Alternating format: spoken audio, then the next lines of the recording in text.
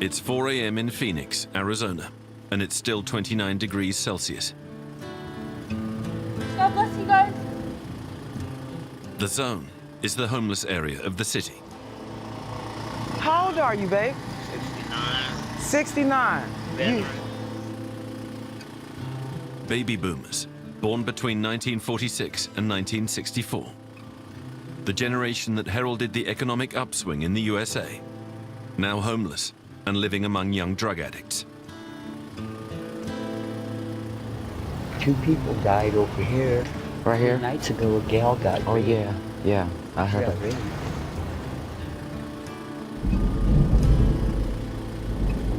And then I had a ranch I gave to my daughter.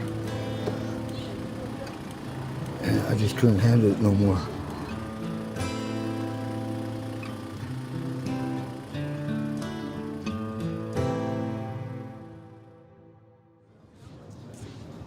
It's 6:30 a.m. and Peter Moyer Sr., age 62, heads out with Superman under his arm. Have a good day, brother.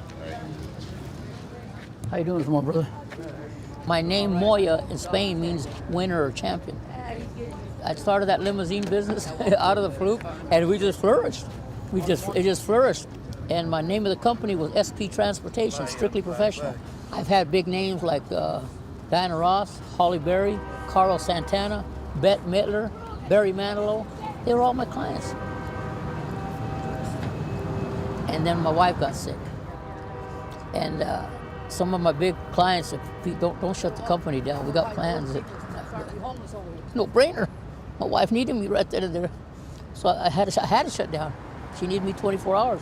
She was on dialysis, and I was getting 2 hours of sleep a night. I was taking care of her, going to work to try to get some bills paid, and went through my savings. Doctors ate up $65,000 in 4 months. In between that time, we got separated, me and my wife.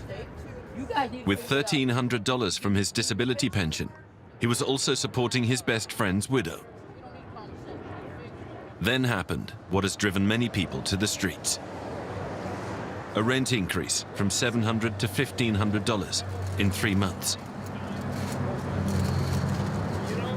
The last 2 years, I've lived in and out of some shelters and on the street in my car. I saved one of my town cars in my company, and I was living in there. And here recently, a month ago, the car finally took a kaput on me, and I couldn't afford to fix it. So I had the junkyard come pick it up, and I came straight. I didn't know what I was going to do. I was sleeping on the streets behind a building. This goes in the garbage. During the day, Peter likes to go to the Justa Center, an NGO for homeless seniors. Here he can get breakfast, lunch, dinner, and just as importantly, air conditioning, which is a relief when temperatures outside are as high as 48 degrees Celsius this summer.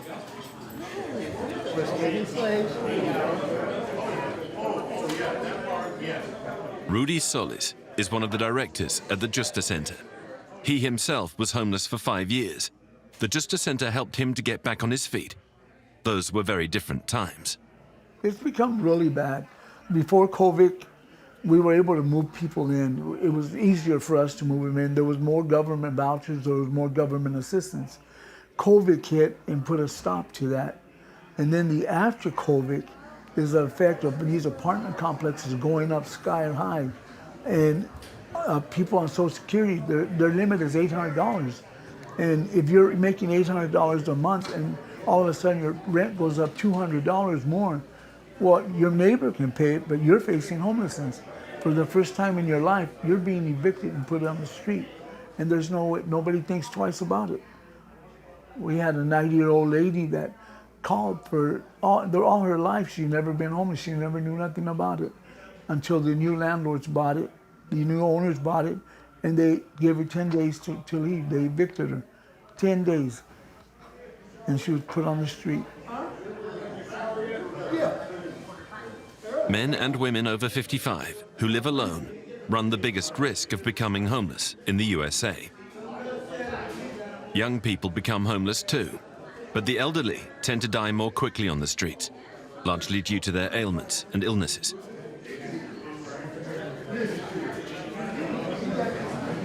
Donna Mae Wilson, age 62, has been homeless for over 2 years. I got a commercial for you. She is a veteran. Her father was the captain of an aircraft carrier. She studied, was a retail manager before tragic circumstances meant she became homeless. But she hasn't lost her wicked sense of humor. Has anybody ever heard of these two leak me? Because I wear them. One is white, the other one's black. This is black. And they got trousers to go with them. Have you tried them out? And they're very comfortable. So try them out. You might like them. And they cost about the same as the other Depends. Only difference is they come in a variety of colors.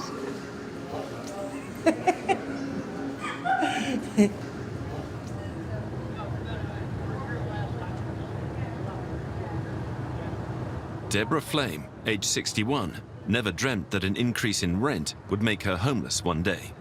She has epilepsy, and that is very dangerous out on the streets in Phoenix summers. So hot, so hot. See, over here, here. That was skin graft. Was it concrete asphalt? The concrete, you know, I was at a bus stop. So what's around it, I felt I had a seizure, grand mal seizure, and fell on the concrete and was flopping like a fish for 10 minutes before paramedics got to me. Because our average temperature of the concrete and pavement in Phoenix, Arizona is 178 degrees, according to the news station. I have 4th, 5th, and 6th degree burns over 30% of my body because I was on the concrete for about 10 minutes before paramedics got to me. And this is, they had to do a skin graft from my thigh to, I had burned the back of my arm to a 6th degree burn. And that is this arm now, the one that we had shown before. That's what it looks like. I don't know if you can get both or.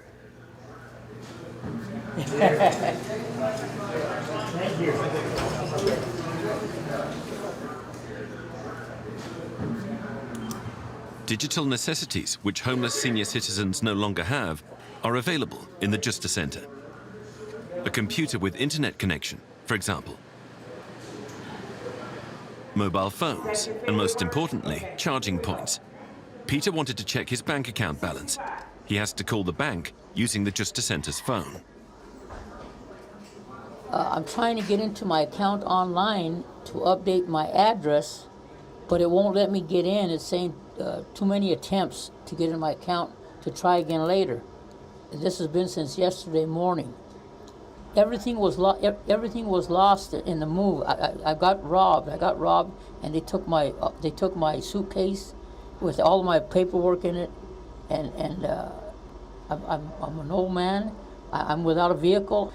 I'm calling you from a company phone because I don't even have my cell phone because I got robbed of it. And I got robbed for my phone and my shoes at gunpoint.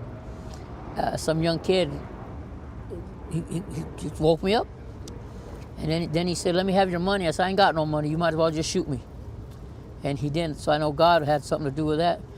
And that next morning, I thought, "What the hell am I going to do? I'm out here behind a building sleeping." Rudy is very familiar with stories like these. Baby boomers, of all people.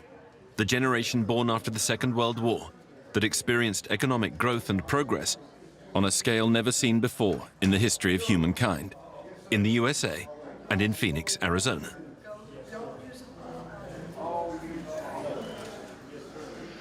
I think there's about 70% of seniors now. 70. 70. The senior population is outdoing the younger group. These are the people that built America to where it is now. Why are we hurting them like that? You know, they broke their backs to do what we did to have what we have. And I don't know the answer really, to be honest with you.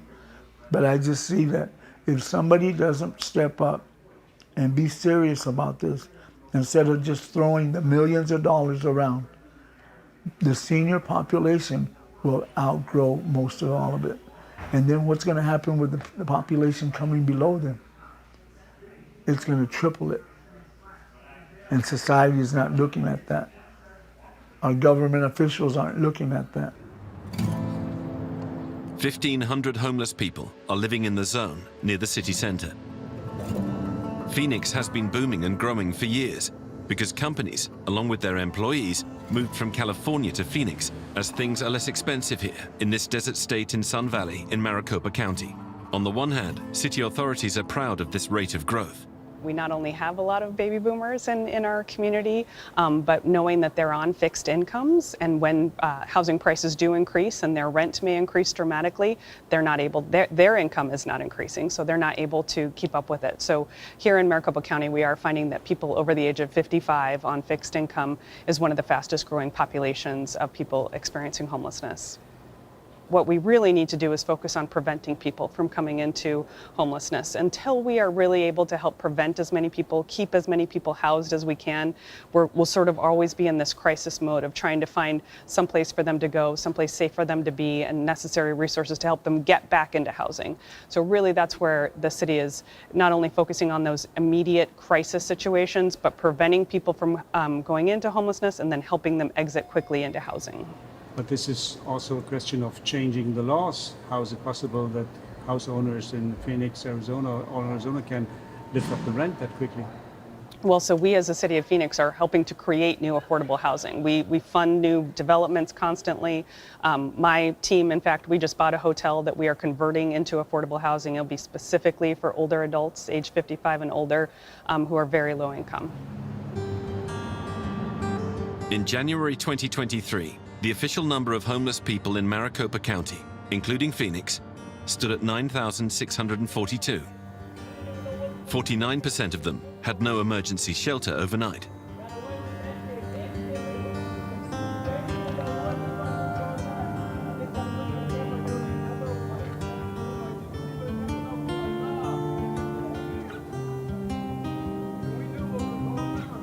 Out of the 1,500 homeless people in the Phoenix zone, 900 at least have a roof over their head at night. 600 sleep outside. Like Vicky Eichelberger, age 68 and single. First, she lost her home in Nebraska, and then she lost her papers on the way to Arizona. In the eyes of the American authorities, she doesn't exist anymore. I was married 38 years. Worked at a feedlot for 38 years, and I started working when I was about 9, mowing yards, raking yards. I've worked all my life.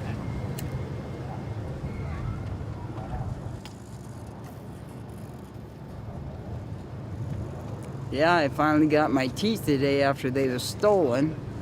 And they was only 2 weeks old when I moved down here. They stole them from where I had my clothes and stuff. I had my clothes stolen 3 times since I've been here. And the last time they stole my clothes, they took my teeth right out of the container that they was in the cleaner with. Yeah, I'm surprised that I see people my age or older that are homeless. I mean, I'm not really homeless. I just got to wait to get my ID and my Social Security so I can even fill out an app to even get an apartment, because they're going to want all that information. Otherwise, I wouldn't be down here. I mean, I might be crazy, but I ain't stupid. I wouldn't want this kind of life. Vicky goes to her social worker's office at the Human Services campus, an area in the zone with 16 partner organizations. They provide support to all the homeless, young and old. Today, Vicky is sorting out her new health insurance, a crucial step on her journey to bureaucratic existence in the eyes of both the authorities and landlords. Yeah, this is Vicky Eichelberger, and I need to talk to an agent about my health insurance. Eichelberger.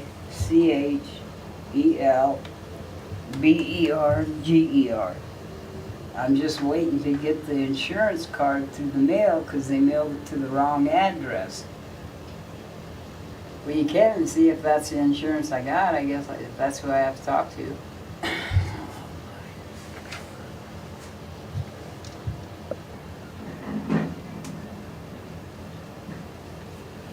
No. God, I hate talking to a automated this. No. I like to talk to a live person. Transfer me to an advocate.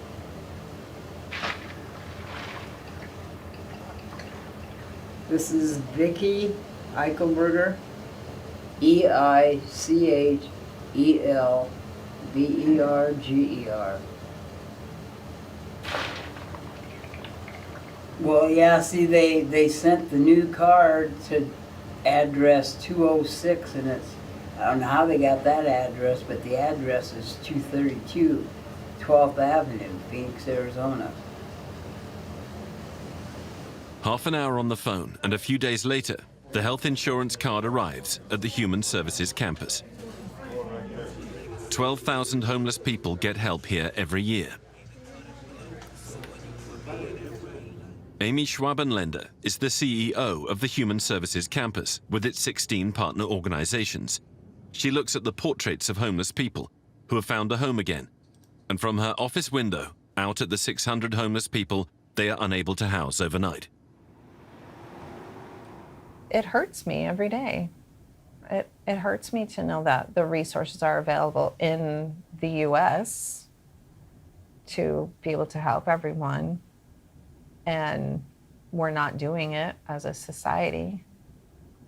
It hurts me that we're not treating homelessness as a public health crisis. We know housing is health care. People can't be healthy without a home. Yet we can have almost 600 people living right around us, and all the organizations here are doing everything they can to connect people to services, put them on a path to housing, but we can't end homelessness today for every single person. We are standing on holy ground, and I know that there are angels all around. Let us praise him, praise Jesus now. We are standing in his presence on holy ground. Thank you very much. Appreciate you. Thank you.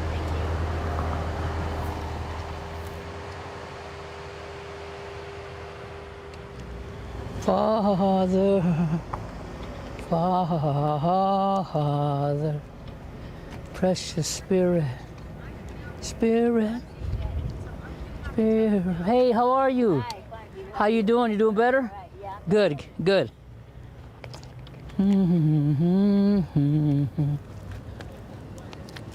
At around 5 p.m., Peter Moyer heads to the Human Services campus. He wants to spend the night there. Check in.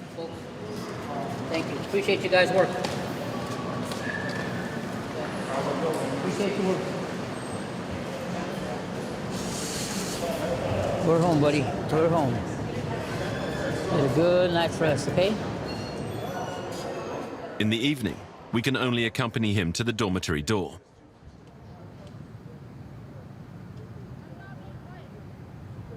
Vicky Eichelberger came to Phoenix in January. Initially, she wanted to stay with a friend, but that plan fell through.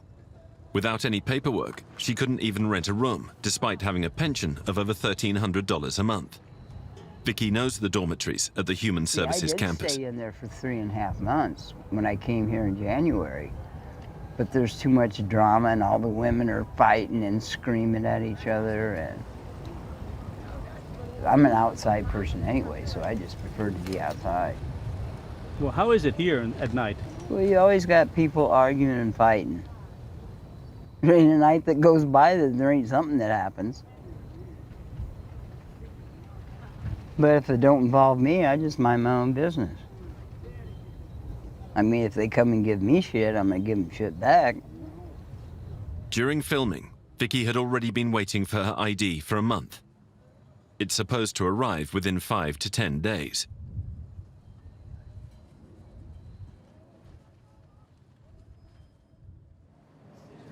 The next morning, we were allowed to film Peter in the dormitory after some tidying up, following an eventful night.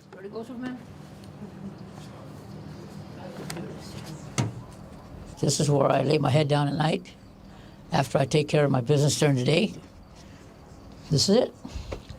Yeah, didn't sleep at all last night. Superman was up and about, got keen hearing. He helps me with my hearing. So the thunder and the lightning had him startled. So it was a bad storm. It was our monsoon season that comes in every night. And we didn't sleep last night at all.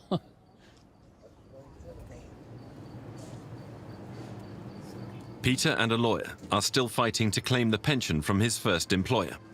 That would be $2,200. Added to his disability pension, he would get the rather tidy sum of $3,500 a month. That should work out next year, he hopes. Then he may go back to Globe, the town where he was born, 90 miles away from Phoenix. His grandparents and parents were immigrants from Spain and New Mexico, and they were dirt poor. But then they made good money in Globe's copper mines. His father made a career in the trade union. That's why they moved to Phoenix when Peter was 10 years old. There were 11 siblings, Peter the only one still alive. At the cemetery, he's looking for his grandfather's grave, to no end. And eventually, he finds his grandmother's grave.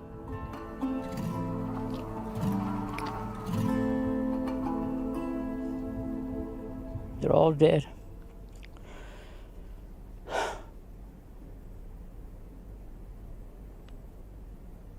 I don't know why God left me here. Took everybody. It's lonely, just a lonely, ugly, ugly feeling. It's like it was yesterday. 50 years just gone, you know.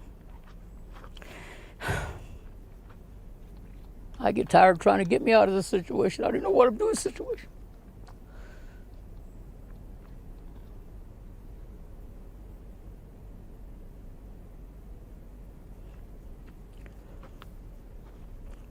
With that same blood that runs through them, it runs through me, so I'll get out of this.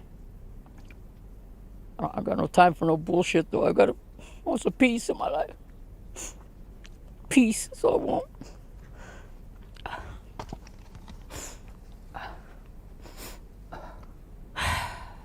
I think I needed to come out of here. Just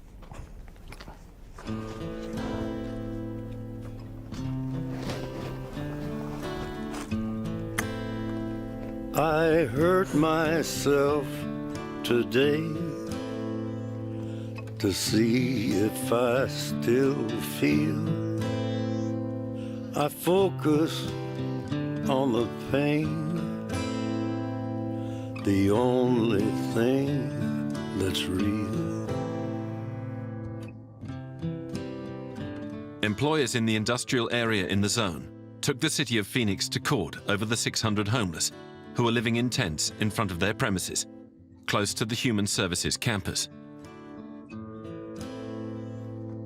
A judge ordered the eviction. Together with NGOs and other partners, the city's been trying to find accommodation for everyone for several months now. The University of Pennsylvania estimates that 225,000 people over the age of 55 could be living without a roof over their heads in the US by the year 2026. That's 32% more than in 2017.